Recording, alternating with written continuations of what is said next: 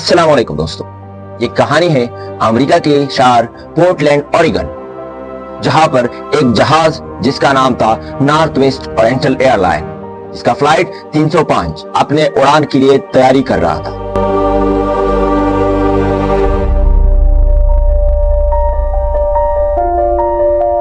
सारे पैसेंजर अपने बैग संभाल कर ये उड़ान की तैयारी में मसरूफ थे।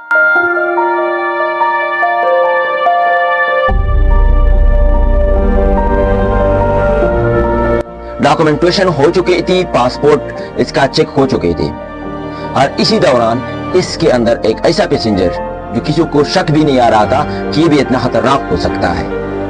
और ये कहानी तब शुरू होती है जब ये पोर्टलैंड ओरेगन के एयरपोर्ट से ये फ्लाइट उड़ान भरता है, और इसका डेस्टिनेशन जो थी वो इसका सीटल सिटी थी, जो कि वाशिंगटन में वाक़या है।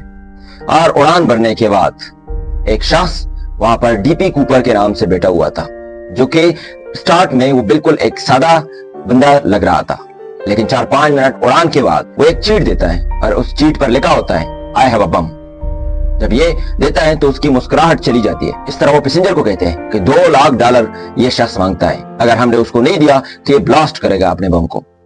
और जब ये पैसेंजर को पता चलता है तो खौफ और हरास फैल जाता है। पैसेंजर खुदा खुदा करके इससे पैसे इकट्ठा करके इसको पैसे दे देता है। वो सब फ्लाइट अटेंडेंट को कहते हैं कि आप इस तरह करेंगे, खामोशी के साथ आने वाले जो भी एयरपोर्ट आ जाए वहां पर आप लैंडिंग करेंगे और सारे पैसेंजर को उतारेंगे और इंजन को रिफ्यूल करेंगे। अगर आपने अथॉरिटी को खबरदार कर दिया तो मैं यहाँ पर ब्लास्ट कराऊंगा।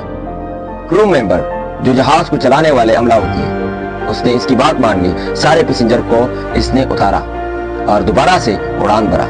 उड़ान भरने के 4-5 मिनट बाद डीपी कूपर को 4 पैराशूट मिले थे, जो उसकी डिमांड में शामिल थे। उस पैराशूट के जरिए डीपी कूपर ने छलांग मारा पीछे की खिड़की से। और डीपी कूपर के ये एक मिस्टीरियस कहानी है जो कि सारी अमेरिका को हैरान कर चुका है।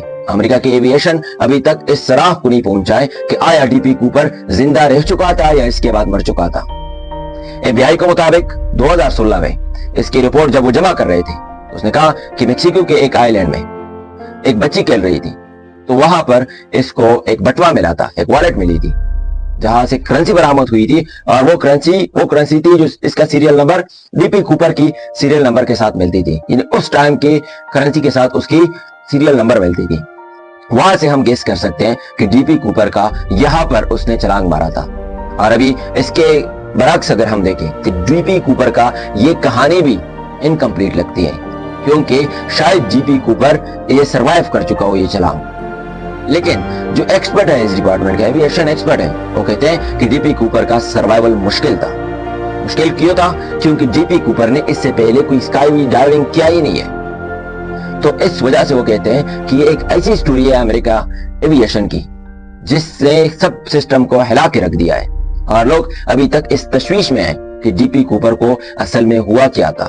डीपी कूपर की मजीद मालूमात हासिल करने के लिए FBI की डिपार्टमेंट में आप जा सकते हैं। वहां पर आपको, वहां की वेबसाइट पर आपको मिल सकता है इसका मुकम्मल रिसर्च। तब तक के लिए मैं आपसे इजाजत चाहता हूं। Thank you.